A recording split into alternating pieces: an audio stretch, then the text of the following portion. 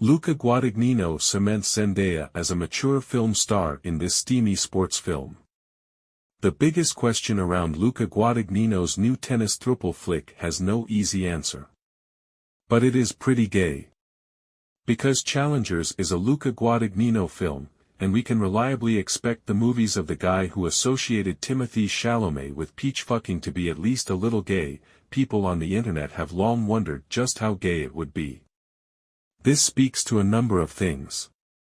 Most importantly, everyone seems to want to see Josh O'Connor and Mike Feist shag. It also speaks to a greater appetite for queer desire on screen, not least shot by someone who has a proven track record for getting gay horniness right. Such speculation has hardly been muted by trailers which have teased a simmering load of homoerotic tension between its male leads. The film itself? Pretty gay, but it's not as direct as you might expect.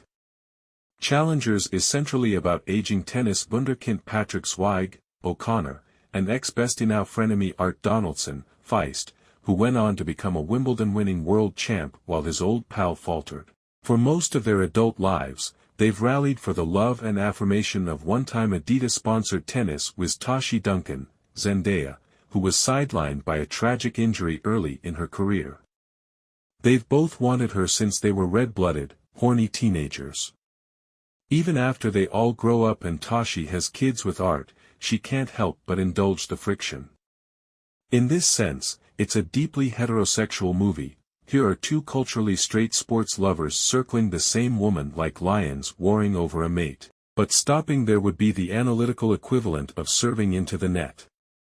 Sometimes the film's homoeroticism is waved in our face like a well-worn jockstrap.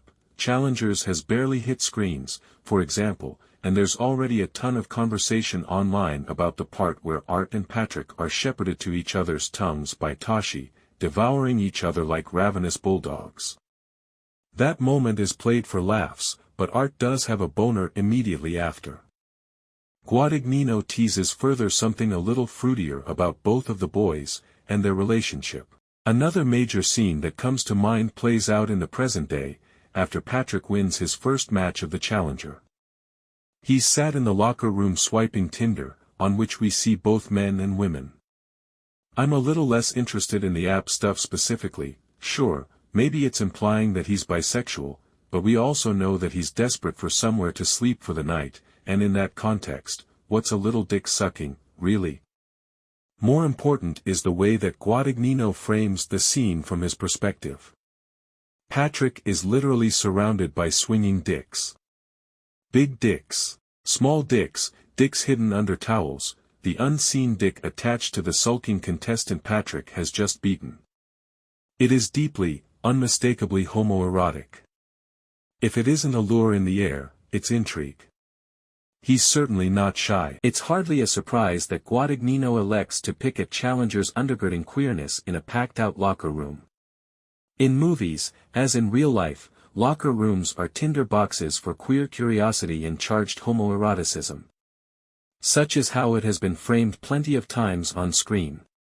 In Queer as Folk, an empty school changing room is where 15-year-old horndog Nathan, Charlie Hunnam, tugs off one his bullies for the first time. For the oft-discussed, barely concealed homosexuality of Top Gun, let's borrow from legendary film critic Pauline Kael, the movie is a shiny homoerotic commercial.